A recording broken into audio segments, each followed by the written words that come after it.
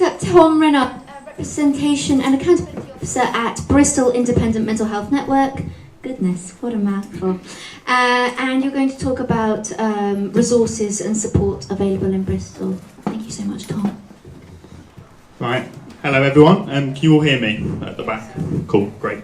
It's quite a bit to cover in 10 minutes. So I'm going to sort of highlight a few resources which contain a lot of the information that you can access. Obviously, starting with the great guide that's been put together, it's got a lot of really useful links. And the other one to look for is, it's called the Bristol Emotional Health Directory of Services for Children and Young People, and that covers mental health services across Bristol. And it looks at sort of universal services, so things like your children's centres, your libraries, but also more targeted and specialist mental health services that are available. And it breaks it down as well, so you can see by sort of almost age group, so for pregnancy and birth, for 0 to 5 years for primary, for secondary, and also for 18 to 25 as well. And I think it's really important in the context as well that 50% of all mental health issues will develop by the teenage years and 75% by the age of 24. So it can't be overstated how important prevention and early intervention is in supporting people. And sort of picking out some of those services, Bluebell, which has been mentioned earlier, is a really good one. They also run a support group for dads as well as for mums as well, which is also quite important when thinking about where can they go for support, because I think when you sort of reflect suicide statistics, 3/4 of suicides are male in the age sort of group, sort of 25 to 49, so that's quite an important service. What we've also got as well is, so how many of you have heard of Off the Record? It's quite a well-known one, yeah. Also the Bristol Drugs Project as well is another one, that's a particular targeted service, particularly working with sort of drug abuse issues. And Papyrus, so prevention of young people's suicide, is another really good resource as well. I think sort of thinking as well, sort of post-secondary school, and when people go off to university or further education or into apprenticeships, it can also be quite a challenging time. There's a lot of upheaval, as there is when you sort of change schools as well, going from primary to secondary. And there needs to be more that can be joining up services. So if you think that you go off to university in Manchester, but actually you're accessing support here in Bristol until you were 16, 17, often there's a bit of a gap that people can fall through, and they could lose access to their specialist support here if they register with a new GP up in Manchester. And there's not really sort of enough thought at the moment given to how they can make that a wholesome approach, I think, for want of a better description. And I think obviously we can't sort of go, so if we're going to have a conversation about suicide, we obviously need to think about Bristol University and some of the problems they've been having. It's a bit of the elephant in the room. But really what's come out of that is people don't know where to go. So encouraging other cities or other areas, if you're not from Bristol, to set up guides and directories that can act as one-stop shops is really important.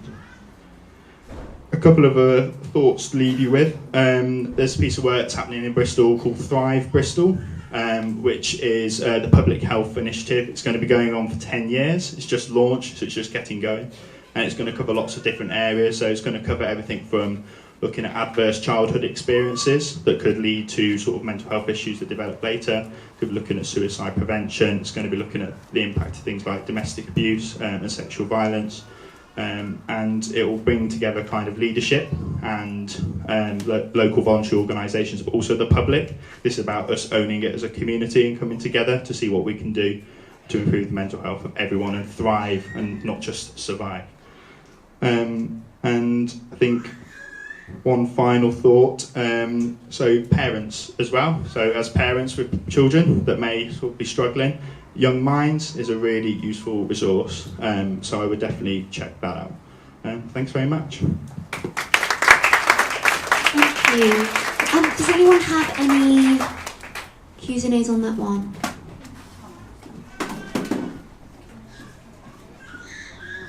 Yeah. Thanks.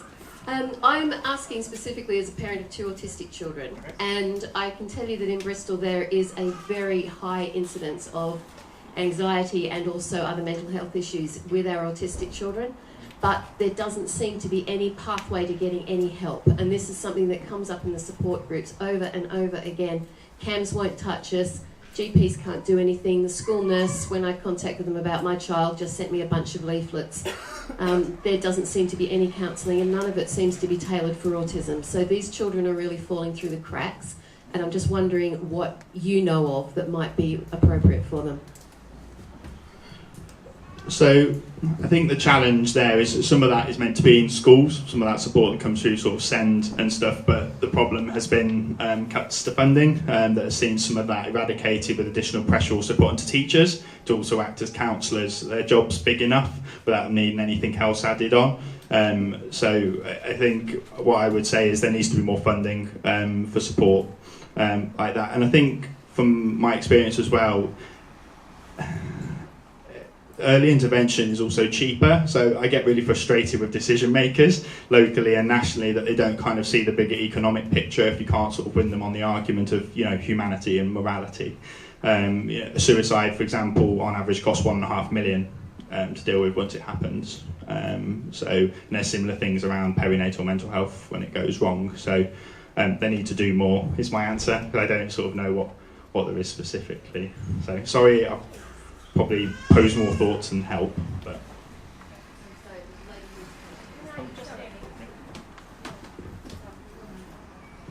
Have you contacted kids? KIDS? No. Well, the kids who the charity we work with, I think they're Bristol based, but they have a Bath office as well. Run support groups for young people with additional needs, and also because we're in partnership with them in BIMHN, but also with the National Autistic Society, also get involved in running those groups. So I don't know if you've been involved with them, or it's capital letters KIDS.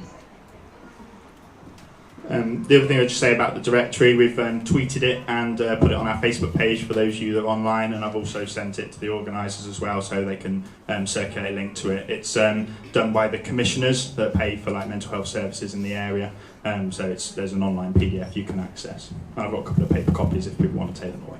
Hi, there is a Bristol autism team that sits with the special educational needs team. If you Google it via Bristol City Council, it should give you some contact numbers, and they'll... Yes? Can I just respond to that? You now need to have an education healthcare plan to even get your foot in the door with that. So, unfortunately, if you have a child who doesn't have an EHCP, and we know how easy that is to get in Bristol, the door's been closed on that. Sorry. Thank you. Thanks for the suggestions. Any other questions quickly? You're okay? Tom, it's a pleasure. Thank you so much.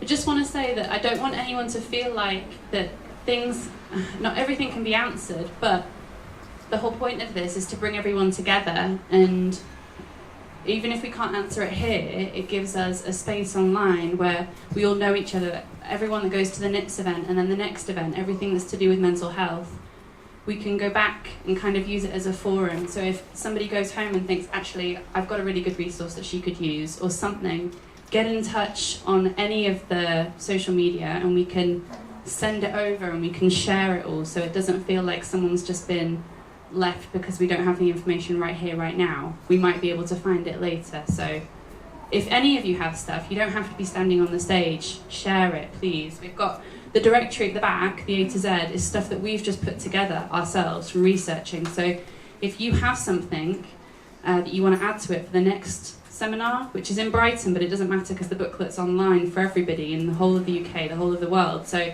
if you want to include your thing or something that you found, send it to us and we'll happily do it for free. So share everything.